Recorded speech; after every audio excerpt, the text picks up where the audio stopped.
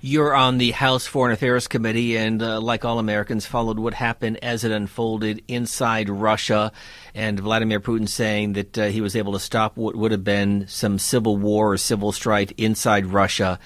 But as you assess the situation as somebody on the Foreign Affairs Committee, where would you put Vladimir Putin's grip on the military and on his government right now?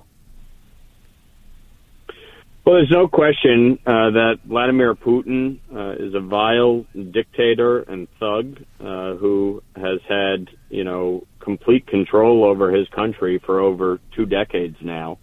But when you dance with the devil, as he did here with the Wagner Group, you're going to get burned. And, they have obviously, been fighting within their ranks with respect to strategy and the loss of life and military equipment over the past year plus war that they have waged illegally in Ukraine in a war that was supposed to only take about 4 days. And so the Wagner Group has been executing on Putin's war, and they had some internal conflict and consternation that resulted in what we saw over the weekend. The question is, what happens next? I don't believe for 1 second that there is some sort of détente. Anybody who's seen Vladimir Putin act over the past 2 decades wouldn't trust that at all.